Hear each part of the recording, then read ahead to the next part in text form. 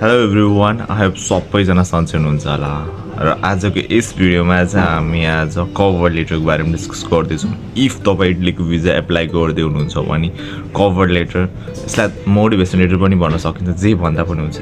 Cover लेटरले एकदमै important role खेल्छ।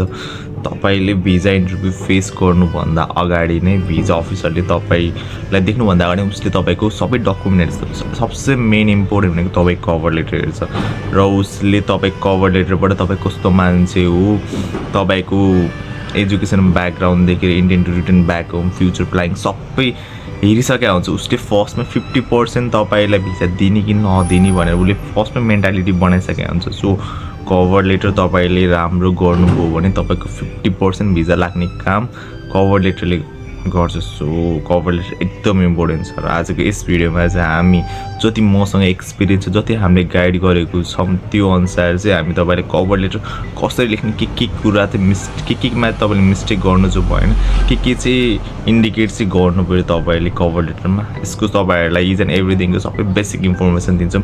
I hope यो भिडियो एकदमै फ्रुटफुल हुनेवाला छ। Don't miss this video. इटलीको कभर लेटर चाहिँ तपाईँले लेख्दै हुनुहुन्छ भने तपाईँलाई कसैले चाहिँ इटलीको कभर लेटरको फर्मेट चाहिँ यो हो, यही फर्मेटमा लेख्नुपर्छ, तिमीले यो चाहिँ इन्डिकेट गर्नुपर्छ र यसरी लेखेन भने तिम्रो भिजा लाग्दैन। इनकेस तपाईँलाई कसैले भनेको छ भने चाहिँ त्यो होइन है। इटलीमा चाहिँ कभर लेटरको यही फर्मेट हुनुपर्छ, यसरी लेख्नुपर्छ, नत्र भिजा लाग्दैन, त्यस्तो केही पनि छैन है। रियालिटीमा भन्दा चाहिँ तपाईँ कभर लेटरमा केही कुराहरू चाहिँ मेन्सन गर्नु पऱ्यो है, त्यो चाहिँ मिस नगर्नु, कभर लेटर स्ट्रङ चाहिँ बनाउनु। तर यही लेखेपछि भिजा लाग्छ, अरू लेखेपछि भिजा लाग्दैन। यही फर्मेटमा तिमीले बनायो भने चाहिँ भिजा लाग्छ, अरू फर्मेटमा बनायो भने भिजा लाग्दैन। त्यो कसैले भन्छ भने चाहिँ त्यो चाहिँ बिलिभ नगर्नु, त्यस्तो हुँदैन है। म इटली आउँदा मैले आफ्नै प्याटर्नमा आफ्नो एक्सपिरियन्स अनुसारको कभर लेटर बनाएको थिएँ। अर्को साथीले अर्कै प्याटर्नमा बनाएको छ, उसले आफ्नो एक्सपिरियन्स लेखेको छ, उसले आफ्नो पास्ट प्रेजेन्ट फ्युचर सबै लेखेको छ। Why you want to study this university, intend to return back home, is an sponsor finance. So सबैले आफ्नो तरिकाले बनाइरहेको छ र भिजा लागिरहेछ भनेपछि कसैले तपाईँले कभर लेटरमा यही लेख्नुपर्छ, यही फर्मेटमा गर्नुपर्छ भने त्यस्तो छैन है। सो आजको यस भिडियोमा चाहिँ म तपाईँलाई चाहिँ के मिस्टेक चाहिँ गर्नु हुँदैन र तपाईँले के राख्नुभयो भने चाहिँ तपाईँको कभर लेटर एकदमै स्ट्रङ हुन्छ र अलिकति हाई पोसिबिलिटी चाहिँ हुन्छ भिजा लाग्ने हो। यसको चाहिँ तपाईँलाई बेसिक इन्फर्मेसन दिन्छु है त। सबसे मेन भनेको इटलीमा चाहिँ तपाईँले कभर लेटर लेख्दै हुनुहुन्छ मिनिमम 1 पेज, म्याक्सिमम 2 पेज, त्योभन्दा धेरै दिन नलेख्नु है। र सबसे मिस्टेक चाहिँ के नगर्नु भनेको चाहिँ इमोसनल्ली भएर कभर लेटर चाहिँ नलेख्नु है। इमोसनल्ली ओभर कन्फिडेन्ट भएर चाहिँ कभर लेटर चाहिँ नबनाउनु। फर इक्जाम्पल इमोसनली भनेको चाहिँ तपाईँ किन इटलीमा पढ्दै हुनुहुन्छ भने तपाईँले इमोसनली भएर होइन। सो इटलीमा स्कलरसिप पनि छ, हाम्रो फ्यामिली लो, हामी अलिकति लो फ्यामिलीबाट बिलोङ गर्छौँ, सो स्कलरसिप छ, यता छ, यो छ, त्यही भएर म इटली पढ्न आएको हो। यसरी इमोसनली भएर चाहिँ नलेख्नु है, एकदम फर्मल वेमा। सो मेरो कोर्स चाहिँ यहाँ म्याथ छ, सो एकदमै टप क्लास युनिभर्सिटी हो, यो हो त्यो हो, यसरी एकदम फर्मल वेमा चाहिँ कभर लेटर लेख्नु है। सो यो इमोसनली र ओभर कन्फिडेन्ट भएर चाहिँ कहिले कभर लेटर नलेख्नु, यो चाहिँ मिस्टेक नगर्नु है।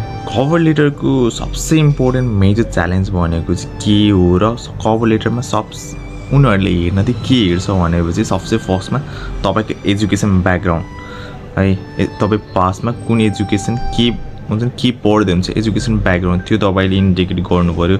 र त्यसपछि तपाईँ why you choose this university, why you choose Italy होइन। तिमी ब्याचलरमा आउँदैछौ भने कुन कोर्समा आउँदैछौ, मास्टरमा आउँदैछौ भने कुन कोर्समा आउँदैछौ र तिमी कुन युनिभर्सिटीमा आउँदैछौ, तिमीले किन चाहिँ चुज गरेको वाइ।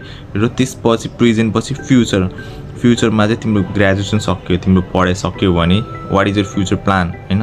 तिमी intend to return back home आउँछौ कि तिम्रो प्लानिङ के छ हो। यो 3टा कुरा चाहिँ तपाईँले कसरी लिङ्क गर्नुहुन्छ कभर लेटरमा होइन, यो चाहिँ मेजर च्यालेन्ज हो है। मेन भनेको यी 3टा कुरालाई तपाईँले कसरी लिङ्क गराउनुहुन्छ, सबसे मेजर च्यालेन्ज चाहिँ यो हो। र यो 3टा कुरा तपाईँले एकदम राम्रो तरिकाले ब्रिफिङ गर्नुहुन्छ भने तपाईँको कभर लेटर स्ट्रङ हुन्छ है। त्यसको साथसाथै तपाईँले अब तपाईँ जुन कोर्समा पढ्न आउँदै हुनु त्यो कोर्ससँग तपाईँको जब एक्सपिरियन्स छ, स्किल छ भने त्यो राख्नुभयो भने त्यसले झन् सपोर्ट गर्छ हो। मेन भनेको यो 3टा कुरा तपाईँले कसरी लिङ्क गर्नुहुन्छ त that is a major challenge. Simply चाहिँ हामी कभर लेटरलाई 4 भागमा डिभाइड गरौँ भयो त। फर्स्ट भागमा चाहिँ तपाईँ इटली नआउँदा इटली तपाईँले भिजा एप्लाई गर्दै हुनुहुन्छ, त्योभन्दा अगाडि चाहिँ तपाईँ नेपालमा के गर्दै हुनुहुन्थ्यो त।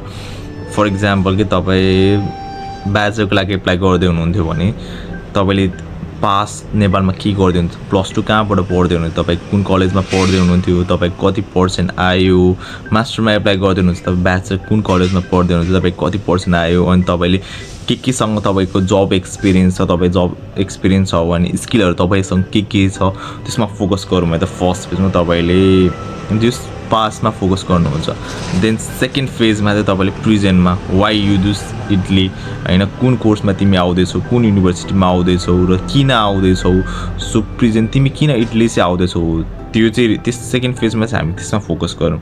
र थर्ड फेजमा चाहिँ what is your future plan होइन, तिमी इटली आयो त्यो कोर्स पढ्यो भने वाट नेक्स्ट होइन, तिम्रो फ्युचर प्लान के छ त। यसमा चाहिँ तिमीले चाहिँ intend to return back home होइन, तिमी घर फर्किन्छौ कि फर्किँदैनौ, के रिजनले फर्किन्छौ र घर फर्केर चाहिँ तिमी नेपाल फर्केर तिमी के चाहिँ गर्छौ होइन, तिम्रो फ्युचर प्लान के छ।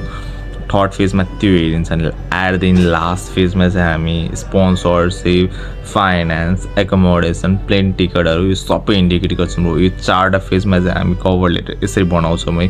सो तपाईँले 4वटा फेजमा past, present, future each and everything, स्पोन्सरको अनि ब्याङ्क अनि स्पोन्सरको भयो, फन्डिङहरू भयो, अनि प्लेन टिकट, एकोमोडेसन सबै, इन्सुरेन्स, इच एन्ड एभ्रिथिङ, यति 4वटा फेजमा तपाईँले कभर गर्नुभयो। यी 4वटा तपाईँले सबै पास्ट तपाईँ नेपालमा के गर्दै हुनुहुन्थ्यो र तपाईँ किन इटली चुज गर्नुभएको र फ्युचर प्लान के छ, 3टै कुरा चाहिँ लिङ्क हुनु पऱ्यो, हुन्छ नि, लिङ्क चाहिँ हुनु पऱ्यो है। तपाईँ पास कोर्स अर्कै पढ्नु भएको छ, तपाईँ इटली अर्कै कोर्समा एप्लाई गर्नुभएको छ, फ्युचर अर्कै छ, लिङ्कै कतैबाट लिङ्क छैन भने चाहिँ तपाईँ कभर लेटर चाहिँ एकदम विक छ है। सो मेन फोकस गर्ने भनेको तपाईँ पास के गर्दै हुनुहुन्थ्यो र प्रेजेन्टमा तपाईँ किन इटली आउँदै हुनुहुन्छ र फ्युचरमा तपाईँ के गोल छ, यो 3टा कुराको सबसे इम्पोर्टेन्ट भनेको लिङ्क चाहिँ हुनु पऱ्यो है। यति तपाईँले लिङ्क गरेर राम्रोसँग आफ्नो एक्सपिरियन्स लेखेर राम्रोसँग बनाउनु भयो भने चाहिँ तपाईँ कभर लेटर स्ट्रङ हुन्छ। सो कभर लेटर यही फर्मेटमा हुनुपर्छ, यही हुनुपर्छ जस्तो केही पनि छैन। सो यति 4वटा कुराहरू चाहिँ तपाईँले चाहिँ आफ्नो कभर लेटरमा राम्रोसँग मेन्सन गर्नुभएको छ र एकदम लिङ्क छ भने चाहिँ तपाईँ कभर लेटर एकदम राम्रो स्ट्रङ हुन्छ र तपाईँको भिजा लाग्ने पोसिबिलिटी चाहिँ हाई नै हुन्छ है।